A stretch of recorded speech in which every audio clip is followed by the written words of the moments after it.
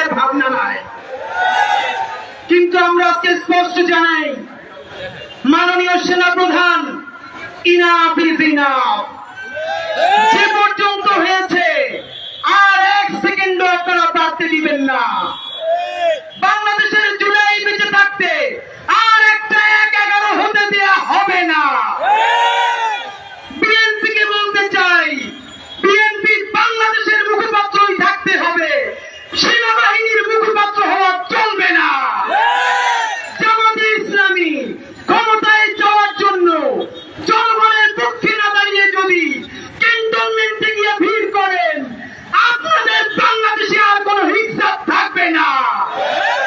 জুলাইয়ে আমার যে সমস্ত ভাইয়েরা, তোমাদের সারা শরীরে এখনো সেই রক্তের দাগ।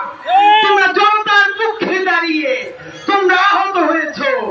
আপনারা দেখেন এখানে যে শহীদ পরিবারগুলো, এদের পোশাকের দিকে তাকান, এরা কেউ আরবান মিডল ক্লাস নয়, পশ নয়, শহরের মধ্যবিত্ত নয়। কাপড় চুপড় দেখলে বুঝবেন তাদের বাসায় বাজার বন্ধ হয়ে গেছে। এই ১.৫ সহস্রাধিক শহীদদেরকে একা ছেড়ে, অন্ধ পঙ্গু ভাইদেরকে জাহান্নামের মধ্যে ফেলে আমরা কোনদিন বিদেশ পাড়ি দেব না। যারা জুলাই বিক্রি করে দিয়ে, ক্ষমতার ভাগ বটোয়ারা করে দিয়ে নেগোসিয়েশন করতে চাও, বিপদে ইউরোপে যাবা, আইএমএফ বা বিভিন্ন এজেন্সির তোমরা বড় কর্মকর্তা হবা। আল্লাহকে সাক্ষী রেখে বলতে চাই, এই দেশে যদি আবার জাহান্নাম নেমে আসে, আমার শহীদ মায়েদেরকে রেখে, আমাদের আহত ভাই বোনদেরকে রেখে আমরা কোনদিন সীমান্ত পাড়ি দেব না। আমরা সেই বেগম খালেদা জিয়ার সন্তান, যিনিও বলেছিলেন বাংলাদেশ ছাড়া আমার আর কোন দেশ নাই। সেই বিএনপিকে বলি, আপনারা ১-১১ স্মৃতি, দপ্তরি স্মৃতি আছে, বাংলাদেশের পক্ষে দাঁড়িয়েছিলেন, তাই আমরা আপনার পক্ষে দাঁড়িয়েছি। আবার আপনি জনতার পক্ষে দাঁড়ান, আমরা চিরদিন আপনাদের পক্ষে থাকবো।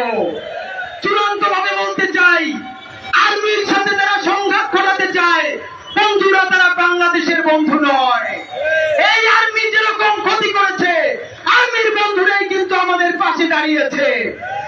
আমরা বলতে চাই, তওবা কমিশন গঠন করো। যেই সব আর্মি অফিসার গুম করেছে, খুন করেছে, হত্যা করেছে, হাসিনাকে পালাতে দিয়েছে, ৬২৬ জনকে ক্যান্টনমেন্ট থেকে বাড়ি দিয়েছে, তাদেরকে বিচার করো। কিন্তু যে আর্মির সৈনিক, আমাদের অফিসারেরা বাংলাদেশের জন্য দাঁড়িয়েছে, তাদেরকে সব বাংলাদেশ সেলিব্রেট করবে ইনশাআল্লাহ। সর্বশেষ প্রশ্ন, করিডোর ফরিডোর কিছু না। ইশরাক যেরকম বলেছে মেয়র ফেয়ার কিছু না, আমরাও বলি করিডোর কি আজকেই সরকার বলছে? বাংলাদেশ সরকার খুনি হাসিনা ভারত